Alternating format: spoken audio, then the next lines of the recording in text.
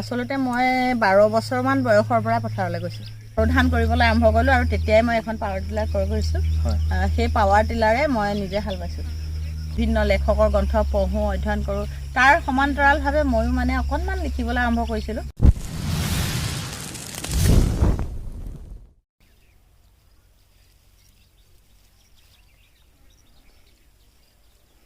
Hey guys and welcome back to my channel. আৰু আপোনালোকে দেখিছে যে মই বৰ্তমান পথাৰত আছোঁ আৰু মোৰ মাতটো অলপ বেয়া হৈ আছে দেই গাইজ। তাৰ বাবে আপোনালোকে বেয়া নাপাব। মোৰ মাতটো অলপ বহি আছে মানে কাহ হৈছিলে, চ' মানে মাতটো এতিয়া বেয়া, একদম শুনিবলৈ একদম বেয়া হৈ আছে। চ' পোনপ্ৰথমে কৈ লৈছোঁ আৰু এতিয়া দেখিছে আপোনালোকে মোৰ পিছফালে গোটেই কণী ধান আৰু কণী ধানৰ খেতি আজি মই দেখাম বুলি আহিছোঁ। যিহেতু ইয়াৰ আগত যেতিয়া মই আপোনালোকক এনেকুৱা কৃষি বিভাগৰ মানে এটা ভিডিঅ' দিছিলোঁ, যিহেতু মানে আপেল বগৰী ভিডিঅ' দিছিলোঁ লাষ্ট টাইম মই এটা ৰঞ্জিতৰ পৰা, আৰু আজি খেতি সমান্তৰালভাৱে আজি আন এটি ভিডিঅ' মই আপোনালোকৰ বাবে লৈ আহিছোঁ। আৰু আজিৰ ভিডিঅ'টো মই ক'ৰ পৰা লৈ আহিছোঁ আপোনালোকক আগতীয়াকৈ মই জনাই লৈছোঁ। আজিৰ ভিডিঅ'টো লৈ আহিছোঁ মই দক্ষিণপাট গাঁৱৰ পৰা। দক্ষিণপাটৰ এতিয়া বৰ্তমান আছোঁ ইয়াৰ কাৱৈমাৰী পথাৰত, আৰু এই দক্ষিণপাট কাৱৈমাৰী পথাৰত এগৰাকী মহিলাই নিজে প্ৰায় মানে 70 বিঘামান মাটি তেখেতে কণী ধান খেতি কৰিছে আৰু তেখেতে নিজে ট্ৰেক্টৰ লগাই ইয়াত হাল বাইছে। তেওঁ নিজে মানে ট্ৰেক্টৰ চলাই পেলাই ইয়াত হাল বাই এই খেতি কৰিছে। আহক সেয়া খেতি কোনে কৰিছে, কি ধৰণে কৰিছে আৰু এই কণী ধান বিধৰ জাতটো কি হয় মই আপোনালোকক জনাই আছোঁ। তাৰ আগত আপোনালোকে অকণমান চাই লওক এই ভিডিঅ'টো।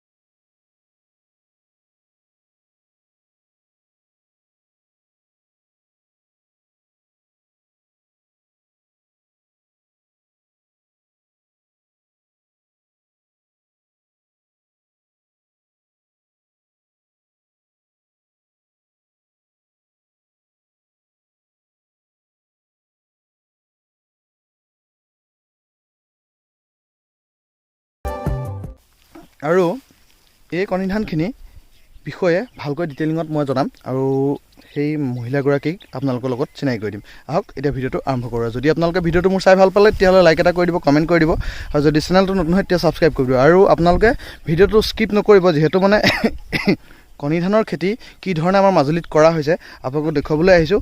যিহেতু মানে এটা ভিডিঅ' বনাওঁতে বহুত কষ্ট হয়, সেইবাবে আপোনালোকক মই ৰিকুৱেষ্ট কৰিম ইমানটো গৰমত আজি আহিছোঁ ভিডিঅ'টো আপোনালোকক দেখুৱাম বুলি। চ' আপোনালোকে ভিডিঅ'টো চাব বুলি আশা ৰাখিলোঁ। আহক। চ' গাইজ, মই যি ধৰণে আপোনালোকক কৈছিলোঁ যে প্ৰথম এগৰাকী মহিলা আমাৰ মাজুলীৰ, যিগৰাকী মহিলাই প্ৰায় 70 বিঘামান খেতি কৰিছে আৰু তেওঁ অকলে কণী ধান যিখিনি কৰা মই আপোনালোকক দেখাইছিলোঁ ইয়াৰ আগত অকণমান মানে সেইখনত মই আপোনালোকক দেখুওৱা মতে তেখেতে নিজে ট্ৰেক্টৰ চলাইছে বুলি কৈছিলোঁ। আৰু সেইগৰাকী মহিলা হৈছে এইগৰাকী মহিলা লক্ষ্মী বৰা শইকীয়া। এইগৰাকী বাইদেৱে অকলে কৰিছে ইমানখিনি খেতি, মানে বহুতখিনি কৰিছে দেই। মই প্ৰথম ডিটেইলিঙত জনা নাছিলোঁ, এতিয়া জানিলোঁ, কিন্তু তথাপিতো এইটো মই মানে বাইদেউৰ মুখে আপোনালোকক জনাই দি আছোঁ। বাইদেউ কওকচোন, আপুনি যে খেতি যে কৰিছে, মই নিউজতো পাইছোঁ দেই, নিউজত পাই পেলাই মই আৰু পৰেছে আহিছোঁ। চ' সেইবাবে মানে আপোনাৰ মুখৰ পৰা ভাল ধৰণে জানিম যে আপুনি কোনটো বিভাগৰ, মানে এতিয়া কণী ধান দেখিছোঁ ইয়াত আপুনি, আৰু ক'লে যে ফিচাৰীও আছে আপোনাৰ তেনেকুৱা। এতিয়া যিটো কণী ধান আপুনি কৰিছোঁ বুলি কৈছে সেইটো কোনটো বিভাগ? Foxtail millet. সেইটো ফক্সটেল মিলেট, মানে অসমীয়াত খিয়াল নিজিয়া কণী ধান। মিলেটৰ কেইবাটা ভাগো আছে। এটা যিটো ফিংগাৰ মিলেটটো ৰুব লাগে, এতিয়া ছিজন আহিছে আৰু এইটো ফক্সটেল মিলেটটো মাৰ্চ মাহৰ পৰা ষ্টাৰ্ট হয়, এতিয়া জুন জুলাইত দোৱা হয় সেইখিনি। তাৰপিছত মোক যে কৈছে খেতি কেতিয়াৰ পৰা, আচলতে মই 12 বছৰমান বয়সৰ পৰা পথাৰলৈ গৈছোঁ। 12 বছৰমান বয়সৰ পৰা যেতিয়া মই মা দেউতাহঁতক পথাৰত চাহ দিবলৈ যাওঁ, তেতিয়া মানুহে কয় বোলে মাইকী মানুহে হাল বাব নাপায়, কিন্তু দেউতাক জলপানকেইটা খাবলৈ দিয়া সময়কণত মই পটককৈ নাঙলৰ খুঁটিটো ধৰি গৰুহাল খেতি লৈ যাওঁ। তেতিয়াও মাক চাহ দিবলৈ যাওঁতে মাৰ কাঁচিখন মই মানে বাহঁতৰ কাঁচিখনে মই তেতিয়াৰ পৰাই ধান দাবলৈ শিকিছিলোঁ। আৰু সেই যে কেঁচা মাটিৰ যিটো গোন্ধ, মানে খেতিৰ যিটো মাদকতা, শস্যৰ লগত মানুহৰ কৃষকৰ যিটো সম্পৰ্ক, সেই সম্পৰ্কটো মোৰ তেতিয়াৰ পৰাই গঢ় লৈ উঠিছিলে। আৰু মোৰ দেউতা কৃষক আছিলে, দেউতাইও তেনেকৈ খেতি কৰিছিলে, মা দেউতাহঁতৰ লগত তেতিয়াৰ পৰাই আৰম্ভ কৰিছিলোঁ। মানে ইনস্পিৰেশ্যনটো আপুনি আপোনাৰ মাৰ ঘৰৰ পৰা পাইছিলে। তাৰপিছতে শিক্ষাৰ জগতখনৰ লগত জড়িত হোৱাৰ পিছত কৃষকৰ খেতিৰ লগত অলপ কমি গৈছিলে। এটা বেছিকৈ ধৰিলে এটা অলপ এৰি দিব লাগে। কিন্তু যেতিয়া বিয়া হ'লোঁ, বিয়াৰ পিছত 2003 চনত মই বিয়া হৈছোঁ।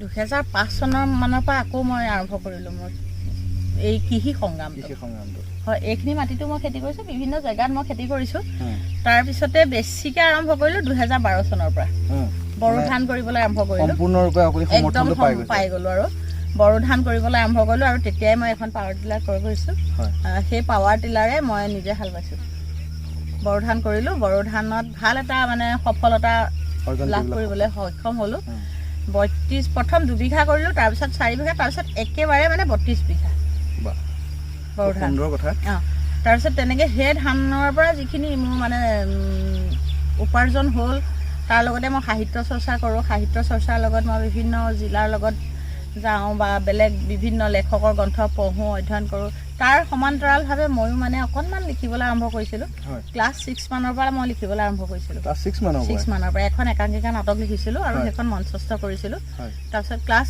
11ত একাদশ শ্ৰেণীত ৰেগিং বৰবিহ বুলি শ্ৰীৰাম বনমালী দেৱত কৰিছিলোঁ আৰু প্ৰথম পুৰস্কাৰ পাবলৈ সক্ষম হৈছিলোঁ সেইখনতো তেতিয়াৰ পৰাই মই তেনেকৈ প্ৰথম একাংকিকা নাটেৰে আৰম্ভ কৰিছিলোঁ তাৰপিছত সৰু সৰু কবিতা লিখিবলৈ লৈছিলোঁ তাৰপিছতে 2015 চনৰ পৰা মোৰ একাধিক্ৰমে কলমটো আচলতে স্থবিৰ হোৱা নাছিলে 2012 চনত আধ্যাত্মিক যুৱ সন্মিলন আয়ুষ যিটো অনুষ্ঠান সেই আয়ুষত ঠাইতে মই এগৰাকী প্ৰশিক্ষাৰ্থী আছিলোঁ তেতিয়া আৰু তেতিয়া মানে মই এটা কথা ক'ম যে মই তেতিয়া গৰ্ভৱতী আছিলোঁ মোৰ যিটো ল'ৰা তাৰ নামটো আয়ুষ দিলে সি তেতিয়া জন্ম হোৱা নাছিলে জন্ম হ'বলৈ তেতিয়াও 2 মাহ বাকী আছিলে কিন্তু মই সেইটো অৱস্থাত মই যে আয়ুষৰ সেই অনুষ্ঠানটোৰ লগত আধ্যাত্মিক যুৱ সন্মিলনৰ লগত যেনেকৈ মানে মই সক্ৰিয় হৈ পৰিছিলোঁ বা মই যিমান নীতি আদৰ্শখিনি মই সাৱটি লৈছিলোঁ 3জন সত্ৰাধিকাৰ প্ৰভুৱে মোক কৈছিলে যে আপোনাৰ গৰ্ভত এটি পুত্ৰ সন্তান আছে আৰু আমি তাৰ নাম আয়ুষ দিছোঁ 3গৰাকী সত্ৰাধিকাৰ আমাৰ পূৰ্বাবাহী সত্ৰৰ সত্ৰাধিকাৰ দক্ষিণপাট সত্ৰৰ সত্ৰাধিকাৰ আৰু আউনীআটী সত্ৰৰ সত্ৰাধিকাৰ প্ৰভু ডেকা সত্ৰাধিকাৰ প্ৰভু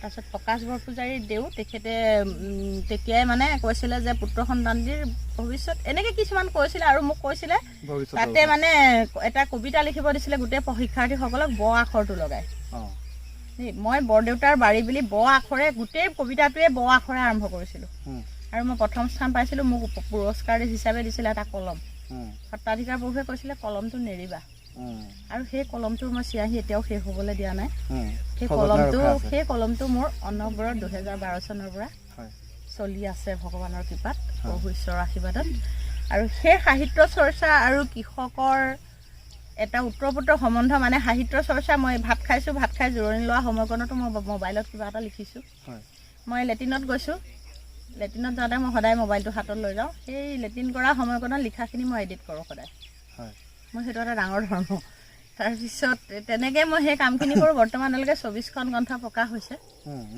বৰ্তমানলৈকে তাৰে যিখিনি মই পাওঁ মানে আচলতে মোৰ যিখিনি উপাৰ্জন সেই উপাৰ্জনেৰে মই নিজাববীয়াকৈ এখন ট্ৰেক্টৰ পাৱাৰটেক এখন ট্ৰেক্টৰ ক্ৰয় কৰিছোঁ আৰু সেই ট্ৰেক্টৰখন মই নিজে চলাবলৈ শিকিলোঁ নিজে মই খেতিৰ হেৰিয়াতহে দেই ভাড়া মাৰিবলৈ নাযাওঁ মানে পথাৰত অফলামুখত প্ৰথম সৰিয়হ কৰিলোঁ প্ৰায় 40 বিঘামান মাটি তেনেকৈ লোকৰ লগত আধি কৰিছোঁ মানে আপোনাৰ যিবিলাক ৰেকৰ্ড আছে মানে হিউজ মানে আমাৰ মাজত তেনেকুৱা মই আৰু বিশেষকৈ এগৰাকী মহিলাই গাইজ মই এনেকুৱা পোৱা নাই ধান আচলতে ধান আমাৰ দক্ষিণপাট অঞ্চলটোত ধান চাগে আমাৰে প্ৰত্যেক বছৰে বেছি হয় মানে মোৰ ধানৰ মিল আছে মই মিলত নিজে ধানখিনি কুটাই চাউল বিক্ৰী কৰোঁ এতিয়াও মানে এইকেইটা দিনত চাউলৰ ইমানেই মানুহৰ মানে কষ্ট হৈছে পৰহি এজনে আহি কৈছে অনুৰোধ কৰিছোঁ ল'ৰা ছোৱালীকেইটাৰ কাৰণে আধা কেজি চাউল দিয়ক মই আকৌ ভঁৰালৰ পৰা ধান উলিয়াই পেলাই ধান কুটাই পেলাই ৰাতি 20 কেজি চাউল তেখেতক দিছোঁ বিনিময়ত পইচা লৈছোঁ কিন্তু মানে তেখেতসকলক সেইটো উপকাৰ পাইছে সেনেকৈ মই কৃষি আৰু সাহিত্যৰ লগত জড়িত হ'লোঁ তাৰপিছতে মই মোৰ মানে আৰু এটা ডাঙৰ কথা কি মোৰ দেউতাই আগত পোলা যিটো বেতৰ পৰা পোলা বনাই পেলাই সৰিয়হৰ যে পকা তেল বনায় সেই পকা তেলটো বনাইছিলে তেতিয়া সেই ঢেঁকী এনেকৈ গছ এডালত মধিনা বুলি কয় ঢেঁকী এটা বহুৱাই দিয়ে তাত বস্তাত কাঠ ভৰাই কিবা মাটি ভৰাই পেলাই দি দিয়ে ৱেটটো হ'বৰ কাৰণে সেই পোলাটো চেপিবৰ কাৰণে আৰু সেই ঢেঁকীটোত আমাক উঠিবলৈ দিয়ে সেই ঢেঁকীটোত উঠোঁ আৰু সেই তেলৰ যিটো গোন্ধ সেই গোন্ধটো নাকত মানে এতিয়াও লাগি থাকে সেইটো কাৰণে সেই ব্যৱস্থাটো মোৰ মনলৈ আহি থাকে ময়ো পাৰোঁ নেকি অৱশেষত 2020 চনত মই এটা তেল চেপা মানে ঘানি মেচিন ল'লোঁ নিজৰ ঘৰতে আৰু সেইখিনি কাম মই প্ৰশিক্ষণো লৈ আহিলোঁ যোৰহাটত গ্ৰামীণ বিকাশ বেংকৰ জৰিয়তে তাৰপিছত সেইখিনি মই এতিয়া নিজে কৰোঁ তেলৰ আয়ুষ মাজুলী ব্ৰেণ্ডটো। আয়ুষ মাজুলী আপোনাৰ নিজৰ মোৰ নিজৰ, আৰু সেইখিনি কাম মই মেচিন 4টাকে মোৰ মেচিন আছে, 4টাকে মেচিন মই নিজে চলাওঁ। আটা মেচিন আছে, ঘেঁহু মেচিন, ধান বনা আছে, মছলা আছে। এগ্ৰিকালচাৰৰ ফালৰ পৰা মোক এটা মছলা পিঠাগুড়ি মেচিন দিছিলে, তাক মই মছলা ইউজ কৰিছোঁ। মছলা মেচিন হিচাপে আয়ুষ মছলা হিচাপে তাকো মই এটা ব্ৰেণ্ড বনাইছোঁ, আয়ুষ মছলা। তাৰপিছত সুন্দৰ পদক্ষেপ। সেইখিনি বিক্ৰী হৈ আছে ইতিমধ্যে। তাৰ লগতে মোৰ চনপৰা নিজা মাটি, মানে ইয়াত অকণমান আছে নিজা মাটি। এই বাইদেউ এই গৰুখিনি অলপ খেদক। একো নাই, পথাৰত গৰু আহিছে, তেখেতসকলক খেদিব কৈছোঁ, যিহেতু চবফালে চাব লাগিব, খেতিয়ক হ'লে নহ'ব ন। এইখিনি দাৱনীতে বৰ্তমান অলপ জিৰাই আছে, অলপ দেখুৱাই দিবলৈ ৰিকুৱেষ্ট কৰিম মই পৰেশক। এইসকল দাৱনীৰ লগতে তেখেতে গোটেই দিনটো ব্যস্ততাৰ মাজত কটায়। তাৰপিছতে যিমানে কিবা এটা পোৱা যায় সিমানে মানে মনটো বাঢ়ি যায়, সেইটো এটা বৰ ডাঙৰ কথা দেই। মই নিজেই মানে তাৰ ভুক্তভোগী। মোৰ মাটি প্ৰায় 18-20 বিঘামান চনপৰা মাটি আছিল ইয়াতে। ধান নহয়, পানী হয়, জোক হয়, দাব নোৱাৰে মানুহে। বাও কৰিছিলোঁ 3বাৰমান, প্ৰায় 30-40 বিঘামান মাটিত বাও কৰিছিলোঁ তেনেকৈ।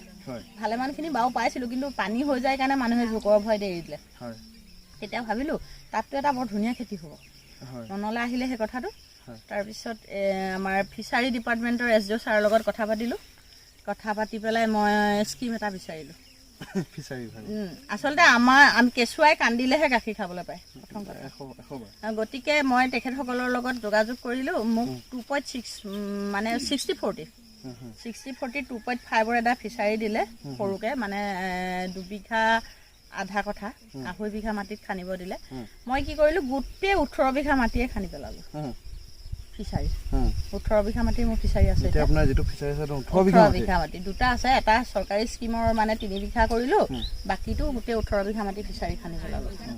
তাতে মাছ এতিয়া কণ্টিনিউ ৰাতিপুৱা গধূলি মাছ মই এইকেইদিন বিক্ৰী কৰিয়ে আছোঁ, চাবলৈ নিশ্চয় পাব। তাৰ মাজতে মই চব্জি খেতি কৰোঁ, মানে মাটি যিখিনি পাৰত কল ৰুইছোঁ, নেমু প্ৰায় 50 জোপামান ৰুইছোঁ, তামোল নাৰিকল ৰুইছোঁ, অমিতা। তাৰপিছত এতিয়া এইবাৰ আপেল বগৰী লগাইছোঁ 45 জোপামান। আপেল বগৰী আপুনিও কৰিছে নেকি? লগাইছোঁ, এইবাৰ আৰম্ভ কৰিছোঁ। মই কিন্তু ইয়াৰ আগত এজনৰ দিছিলোঁ আপেল বগৰী, সেইটো ভিডিঅ' বহুতে মানে মোক বুজি পাইছোঁ। তাৰপিছত বীজ জলকীয়া খেতি কৰোঁ। এতিয়ালৈকেতো বেছি বেচা নাই বাৰু, 10-12 হাজাৰমান টকা বিক্ৰী কৰিছোঁ বীজ জলকীয়া। কমকৈ কৰিছোঁ, মানে চবফালেগে অলপ অসুবিধা হয়। তাৰপিছত হাঁহ প্ৰায় 150জনীমান আছে এতিয়াও। হাঁহ আছে, পাৰ প্ৰায় মোৰ 45 যোৰমান আছে। পাৰখিনি মোৰ একদম লগৰী, মানে কি আৰু মোক বিৰাট ভাল পাওঁ, বিক্ৰী কৰোঁ। তথাপিতো লগৰী হ'লেওতো ৰাখিলে নহ'ব, 100-200 টকাত যোৰাকৈ মই বিক্ৰী কৰোঁ। এসপ্তাহত প্ৰায় মই 15 যোৰমান বিক্ৰী কৰিব পাৰোঁ, তেনেকৈ আৰু সপ্তাহত তেনেকুৱাকৈ। তাৰপিছত সেইখিনিও কৰোঁ, এনেকৈ কামখিনি কৰি গৈছোঁ। এইবাৰ এয়া মিলেট কৰিছোঁ 25 বিঘা মাটি, ঘৰলৈ 300মান ডাঙৰি গৈছে চাগে। সুন্দৰ কথা বাইদেউ। মই তাৰ মাজতে আপোনাৰ পৰা একদম সৰু কথা এটা মই জানিব বিচাৰিম, আপুনি যে ইমানখিনি খেতি যে কৰিছে, গোটেইখিনি মাটি আপোনাৰ নিজৰ? নাই, মই ক'লোৱে যে ইয়াত মোৰ মাটি নিজা মাটি বেছি নাই, এটা চিধা আছে মোৰ মাটি 3 বিঘা 3.5 বিঘামান, বাকী 8 ঘৰ মানুহৰ মাটিখিনি মই লৈ লৈছোঁ। মানে এই মাটিখিনি মই কথাখিনি উলিয়াইছিলোঁ, কিন্তু বেলেগ এটা বিষয়লৈ গুচি গ'ল কথাখিনি। কথা পাতিলে আচলতে ওলাই গৈ থাকে দেই, সেইটো এটা ডাঙৰ বৈশিষ্ট্য। এই মাটিখিনি 10 বছৰমান আছে আজি, এই বনৰীয়া গৰু ম'হৰ ওপৰত। আচলতে বনৰীয়া নহয়, ক'বলৈ বেয়া লাগে, শুনিবলৈও বেয়া লাগে, ঘৰচীয়া গৰু ম'হে, কিন্তু বনৰীয়া হিচাপত তেখেতসকলে এৰি দিয়ে, খুলি দিয়ে। চৰণীয়া পথাৰ হিচাপে এখন ব্যৱহাৰ কৰি আছিলে এনেকৈ মানুহৰ ওচৰ চুবুৰীয়া মানুহবিলাকে। আৰু মই ইয়াতে জেওৰা দিছোঁ, দেখিছে আপোনালোকে দেখুৱাইছে, গোটেই জেওৰাখিনি দিছোঁ। বাঁহ মোৰ নিজৰ নাই, কিনি আনিছোঁ। মই ফুলনিৰ পৰা, বিশ্বাস কৰিব, বাঁহ নিজে ৰাতি কান্ধত কঢ়িয়াই পেলাই টাটা এচিত উঠাই পেলাই মই ফুলনিৰ পৰা টাটা এচিয়ে বাঁহখিনি দক্ষিণপাট পোৱাইছোঁ। সেইখনো মোক এগ্ৰিকালচাৰ ফালৰ পৰাই দিছে। আৰু প্ৰথম দিনাও ষ্টাৰ্ট কৰিছোঁ, আমাৰ উপায়ুক্ত মহোদয় আৰু বিধায়ক ভুৱন গামক লৈ মই টাটা এচিখন তাতেই চলাই ষ্টাৰ্ট কৰি দেখাইছোঁ তেওঁলোকক কোৰ্ট ফিল্ডতে। আৰু মই সেইখিনি বাঁহ কাণেৰে কঢ়িয়াওঁ, মানে মোৰ মানুহজনো অকণমান অসুস্থ, বেছি কাম কৰিবলৈ নিদিওঁ, তেনেকুৱা অন্য অসুস্থ নহয় আৰু অকণমান কিবা কষ্ট বেছি কৰিব নোৱাৰে তেনেকুৱা। তাৰপিছত এই মাটিখিনি যে চনপৰি আছিলে, মাটিখিনি মই তেওঁলোকৰ গিৰিহঁতৰ পৰা ক'লোঁ যে মাটিখিনিত মই খেতি কৰোঁ, আপোনালোকে মাটিখিনি দিবনে? আটাইখিনি একেমুখে দিম বুলি ক'লে। বিনিময়ত তেখেতসকলক আলু কৰিছোঁ, আলুৰ ভাগ এটা দি দিছোঁ। 40 খল যেতিয়া আছে তাৰে 10 খল দি দিছোঁ। ঘেঁহু কৰিছোঁ, ঘেঁহু 5-10 কেজিকৈ দি দিছোঁ। সৰিয়হ কৰিছোঁ, মিঠাতেল ঘৰতে চেপিছোঁ, মিঠাতেল দি দিছোঁ। সেই তেনেকুৱাকৈ তেওঁলোকেও চলি আছে। মানে মানে আপোনাৰো কামটো হৈ আছে মিলামিলিকে চলি আছে আপোনাৰ সমান্তৰালভাৱে মই আপোনাৰ পৰা আৰু এটা মানে খুব সুন্দৰ মই মেছেজ এটা দিব বিচাৰোঁ আপুনি যে ইমান ধুনীয়াকৈ এগৰাকী মহিলা হৈ আমাৰ মাজুলীৰ পৰা আপুনি ইমানখিনি কৰিব পাৰিছে আমাৰ গাঁৱৰ ডেকা ল'ৰাবিলাকে কিয় নোৱাৰে আমাৰ গাঁৱৰ ডেকা ল'ৰাবোৰ বাহিৰলৈ যাবলৈ বিচাৰে আমাৰ বহু মানুহে এতিয়া নিজৰ খেতি মাটি এনেকৈ পেলাই থৈ মানে চৰকাৰী আঁচনি কিবা আঁচনি তেনেকৈ বাহিৰলৈ গৈ মানে খুব কম সময়ত মানে হেৰি কৰিব মানুহবিলাক আচলতে কি হৈছে সেইটো জগৰ ল'ৰাবিলাকৰ গাত নহয় আমি অভিভাৱকবিলাকৰ গাত জগৰ হয় আমাৰ ল'ৰাবিলাকে কষ্ট পাব বুলি দুখ পাব বুলি কামখিনি আচলতে কৰিবলৈ সৰুৰ পৰাই নিশিকালে প্ৰথম কথা আৰু বেছি মৰমত তোলাৰ কাৰণে চাগে ল'ৰাবিলাক বেছি হেৰি হৈ গ'ল এলেহুৱা টাইপত হৈ গ'ল আৰু কি কৰে তেওঁলোকে কম ত্যাগৰ বিনিময়ত বেছি মজুৰি বিচাৰি পেলাই অসমৰ বাহিৰলৈ গুচি যায় কিন্তু য'ত অধিক কষ্ট কৰিছে কম মজুৰি পাইছে সেই কথাখিনি কিন্তু তেওঁলোকে ঘৰত নকয় মানুহৰ আগত নকয় ঘৰৰ মানুহে কয় মোৰ ল'ৰাই চাকৰি কৰে কি চাকৰি কৰে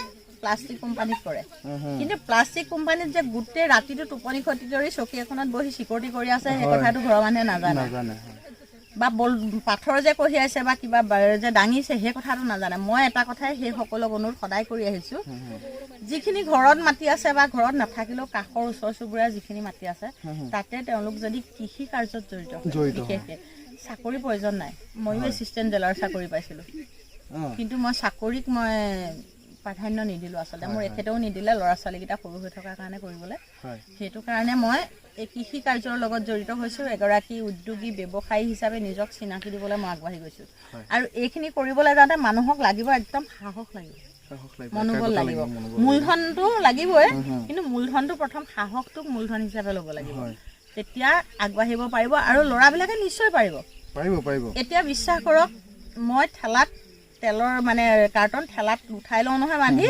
স্কুটিখনত ৰছীয়ে ঠেলাখন বান্ধি দিওঁ বেকত সেই স্কুটিখনতে মই ঠেলাত নি অফলামুখত নিজেই 8-10 কাৰ্টন তেল দি থৈ আহোঁ ঠেলাখন মই স্কুটিত বান্ধি লওঁ তেনেকৈ মই স্কুটিত 3 কাৰ্টন বান্ধি পেলাই কমলাবাৰীলৈ মই নিজে লৈ যাওঁ আজি মোৰ বাৰীত জলকীয়া আছে মই জলকীয়া ছিঙি পেলাই কমলাবাৰী বেপাৰীৰ লগত কণ্টেক্ট কৰি লৈছোঁ মই তেনেকৈ দি দিওঁ সেই তেনেকুৱা যি মানুহে কাম কৰিবলৈ লাজ কৰিব সেই মানুহৰ কেতিয়াও সফল নহয় মোৰ লাজ বোলা বস্তুটো নাই আচলতে সঁচা কথা কৈছোঁ আৰু মই কোনো মানুহক খাতিৰ নকৰোঁ খাতিৰ কৰিম এইসকলক কৰিম এতিয়া দাৱনীসকলক মই খাতিৰ কৰিছোঁ বিনিময়ত তেওঁলোকে কিবা এটা পাইছে তেওঁলোক আহক মোক ধানখিনি দাই দিয়ক বিনিময়ত দিম কিন্তু মোক কিবা এটা লাগে কিবা এটা কৰক বুলি মই কাৰো ওচৰলৈ আচলতে আজিলৈকে গৈ পোৱা নাই যিহেতু মই এটা বাটত গৈ আছোঁ আৰু ভগৱানৰ যদি আশীৰ্বাদ থাকে এই বাটেৰে যদি জীয়াই থাকোঁ সৰ্প কামিও মাৰিব নোৱাৰিলে বাৰু মোক ফেটি হাতেও খাইছিলে 11 জুলাইত যদি জীয়াই থাকোঁ আৰু কাম কৰিম আৰু আয়ুষ অতিথিশালা বনাইছোঁ সকলোৱে তোমালোকে সহায় সহযোগ কৰিবা 6 মাহৰ ভিতৰত বাহিৰৰ মানুহৰ কাৰণে ৰাইজৰ কাৰণে সেইখিনিও মুকলি কৰিম খুব সুন্দৰ পদক্ষেপ লৈছে তেতিয়াহ'লে আপুনি চ' গাইজ এতিয়া আপোনালোকে গম পালে এইগৰাকী বাইদেৱে কিমানখিনি মানে অভিলেখৰ বৰ্তমান সৃষ্টি মানে অভিলেখ বুলিয়ে ক'বলগীয়া হৈছে যিটো আমাৰ মাজুলীহেন জেগাত মানুহে কয় যে মাজুলীত খেতি কৰিলে খেতি নহয় বহুতো সেইটো এটা ভুল ধাৰণা যিটো এইগৰাকী বাইদেৱে এতিয়া বৰ্তমান আপোনালোকক দেখাই দিলে যে তেখেতে কিমানখিনি কি কৰিলে আৰু কিমানখিনি কি কৰিব পৰা মাজুলীত আছে ঠিক আছে চ' আহক এতিয়া আমি আৰু আগলৈ দেখাম যিহেতু মানে বাইদেউৰ ফিচাৰী আছে তেখেতে কিখিনি আৰু কৰিছে তেখেতৰ মিল আছে অইল মিল আছে ৰাইচ মিল আছে সেই গোটেইখিনি আপোনালোকক ডিটেইলিঙত দেখাম আপোনালোকে ভিডিঅ'টো আগলৈকে চাই থাকক আৰু যদি ভিডিঅ'টো চাই ভাল পাইছে তেতিয়া লাইক এটা কৰি দিব কমেণ্ট কৰি দিব আৰু যদি চেনেলটোত নতুন হয় তেতিয়া ছাবস্ক্ৰাইব কৰিব নাপাহৰিব আৰু লগতে এই বাইদেউক যদি কোনোবাই চিনি পায় তেতিয়া বাইদেউৰ কাৰণে এটা লাইক কৰিব আৰু ভিডিঅ'টো যিমান পাৰে শ্বেয়াৰ কৰিব ঠিক আছে আহক যে কৈছিলোঁ যে এই বাইদেউগৰাকীৰ নিজৰ এটা মেইল আছে যিটো অইল মেইল এই মেইলটো হৈছে ইয়াচক আৰু এতিয়া মানে কি হ'ব বাইদেউ আহি পেলাই তেখেতে মানে যে ইয়াতে সৰিয়হৰ পৰা তেলটো উলিয়াই আমাক দেখুৱাম বুলি কৈছে আৰু আপোনালোকে চাওক আৰু চাই পেলাই আপোনালোকৰ কমেণ্টসমূহ আপোনালোকে দিব বুলি আশা ৰাখিলোঁ চাওক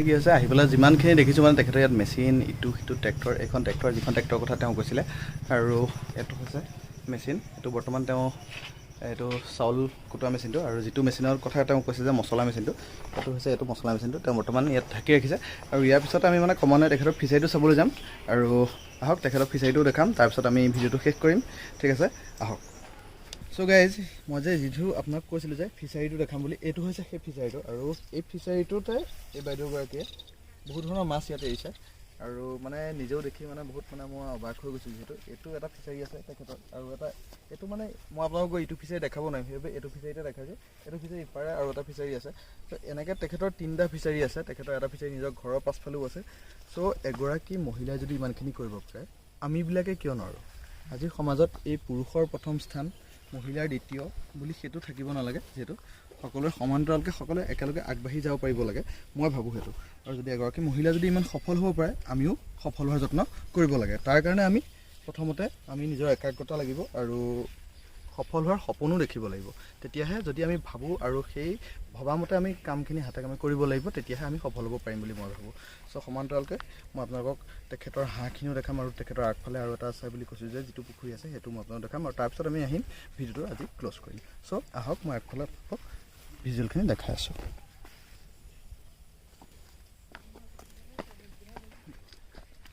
এতিয়া আপোনালোকক মই যে কৈছিলোঁ আগফালে যিটো পুখুৰী আছে বুলি এইটো হৈছে আগফালে থকা পুখুৰীটো আৰু এই আগফালে থকা পুখুৰীটোত চব তেখেতে হাঁহ পুহিছে এতিয়া বৰ্তমান কিন্তু ইয়াত হাঁহ কেইটামান হাঁহে ইয়াত বৰ্তমান আমি চৰি থকা দেখিছোঁ তেখেতৰ বহুখিনি হাঁহ ইয়াত আছে বুলি তেওঁ কৈছে আৰু ভিডিঅ'টো আপোনালোকে চাব বুলি আশা ৰাখিলোঁ যিহেতু মানে এগৰাকী মহিলাই যদি ইমানখিনি কৰিব পাৰে সমান্তৰালভাৱে মই এইখিনি কথাই কৈছোঁ যদি এগৰাকী মহিলাই ইমানখিনি কৰিব পাৰে তেতিয়া আমি পুৰুষ হৈ বা আমি ল'ৰা মানুহ হৈ কিয় কৰিব নোৱাৰোঁ আমি আচলতে চেষ্টা কৰা নাই সেইবাবে মই নৱপ্ৰজন্মক মানে ৰিকুৱেষ্ট কৰিম এগৰাকী মহিলাৰ পৰা ইনস্পায়াৰ্ড হ'বৰ কাৰণে আৰু আমাৰ মহিলা সমাজকো মই মানে ৰিকুৱেষ্ট কৰিম যে তেখেতৰ পৰা ইনস্পিৰেশ্যন লৈ আপোনালোকো এই ধৰণে ঘৰতে যিমানখিনি পাৰে আপোনালোকে কৰিবলৈ যত্ন কৰক ঠিক আছে আজি ভিডিঅ'টো চাই আপোনালোকে কেনেকুৱা পালে মোক কমেণ্ট কৰি জনাব আৰু যদি ভিডিঅ'টো চাই ভাল পাইছে তেতিয়া লাইক কৰিব কমেণ্ট কৰিব আৰু যদি চেনেলটো নতুন হয় তেতিয়াহ'লে ছাবস্ক্ৰাইব কৰিব পুনৰ আন ভিডিঅ' লগ পাম বাই বাই